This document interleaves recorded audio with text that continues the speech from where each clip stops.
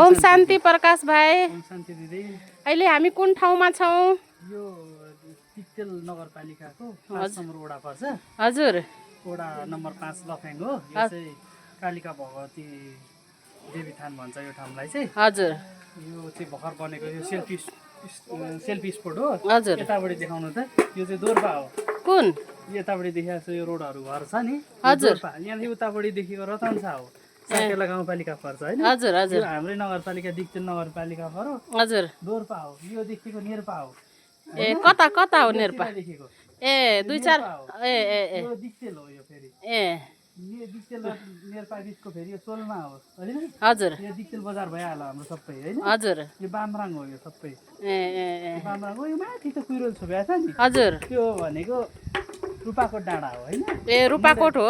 रूपाकोट डाँडा हो। यहाँ मुडे डाँडा छ यो हैन? हजुर। अनि हाम्रो टाइम के भनेको चाहिँ यो सिधा यो बादलले छोपेको छ नि। हजुर हजुर। यो चाहिँ टाइम के हो यो भोजपुर र खोटाङको सिमाना पर्छ। ए यो बिचको? बादलले पुरै छोपेको छ। ए हजुर हजुर। ए अनि भोजपुर त यहाँबाट उतापट्टि छ देखिँदैन भोजपुर। हजुर। ए यहाँबाट दिक्तेल बजारको भ्यू सबै देखिन्छ। हजुर। एकदम रमाइलो छ यो दिक्तेल बजार। ओम शान्ति। ल यो दिक्तेल बजारमा ए दिदीहरुलाई कार्यक्रमको लागि राजविराजबाट आदरणीय दिदी भगवती दिदीज्यू पाल्नु भएको छ।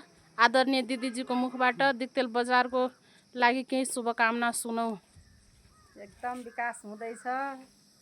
दिक्तेल बजारको अझै विकास होस्। देवी थानसम्म बाटो बनोस् अनि कसैले आउन गाह्रो हुँदैन, सजिलोसँग आउँछ। सबैले देवीको दर्शन गरेर आफ्नो शक्ति भर्छ, मनोकामना पुरा गर्छ। र बाबाको प्रत्यक्षता पनि यही ठुलो पहाडबाट होस्, देवी थानबाट बाबाको झन्डा फरफरियोस् र सबैको मनोकामना पूर्ण होस्। ओम शान्ति। धेरै धेरै धन्यवाद छ दिदीलाई। र यहाँ सेवा दिने दिक्तेल बजारको सेन्टरमा ओम शान्ति सेन्टरमा आदरणीय मन्जु दिदीजीले हामीलाई यत्रो मेहनत गरी बोलाउनु भएको छ। आदरणीय मन्जु दिदीको मुखबाट 2 शब्द सुनौ दिक्तेल बजारको लागि के कस्तो सेवाको प्लानिङ छ। ओम शान्ति। यहाँ धेरै राम्रो सेवा छ। यहाँ हामी भगवती मन्दिरमा आएको छौँ अहिले। काली भगवती मन्दिर भन्ने ठाउँ छ, माथि छ धेरै। उकालो चढ्नुपर्छ तर एकदम यहाँ आएपछि सबै थकाइ दूर हुँदो रहेछ। थ्याङ्क यू दिदी। यति माथि छ। हामी यो भर्याङबाट यत्रो सबै तलबाट यति माथि उक्लेर आएको र यसपछि हामी चाहिँ आदरणीय निरा दिदीज्यूनिर जाँदैछौँ। आदरणीय निरा दिदीजी पनि धेरै मेहनत गरेर यति उक्लेर यति माथि आउनु भएछ।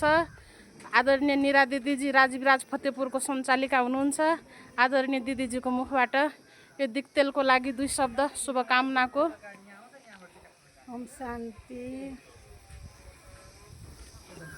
रमाइलो ठाउँ दिक्तेल, त्यसै आफैमा धेरै सुन्दर छ। मनलाई रमाइदिने ठाउँ हो। अनि यो देवी थानमा आएको छौँ। त्यसै दिक्तेल बजार हेर्दा लाग्छ ओहो कता स्वर्गै आइपुगे जस्तै महसुस भइरहेको छ। चिसो त्यस्तै छ, गर्मी भन्ने कुरा छँदै छैन।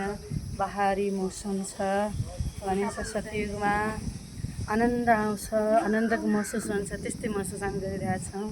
धेरै रमाइलो छ। अरूहरू पनि आएर यहाँको मनोरञ्जन दृश्य हेर्नलाई आउनुहोस्, आएर आनन्द लिनुहोस्। धेरै राम्रो ठाउँ छ। थ्याङ्क यू दिदी। यसपछि हामी बीच रूपनीकी सञ्चालिका आदरणीय नितु दिदीजी हुनुहुन्छ। नितु दिदीजीको मुखबाट 2 शब्द सुनौ। यहाँ आएर कस्तो लाग्यो, के अवलोकन गर्नुभयो भन्ने कुरा। धन्यवाद। ओम शान्ति। यहाँको ठाउँ एकदम रमाइलो रहेछ। एकदम मनोरम दृश्य छ। सदाबहारी मौसम छ। एकदम आनन्द लागिरहेछ। धन्यवाद। ओम शान्ति। Thank you. माताजी तपाईँ यही बस्नुहुन्छ, दिक्तेलै बस्नुहुन्छ होइन? के नाम हो हजुरको? मेरो सीता माता हो। अनि कति वर्ष भयो दिक्तेल आउनु भएको? करिब 1.5 महिना दिन जति भयो। ए कस्तो लाग्यो यहाँ आएर? जम्मा महिना दिन बसेँ म। ए कस्तो लागिरहेछ यहाँ आएर लाग्यो है? ठाउँहरू हजुर। ल त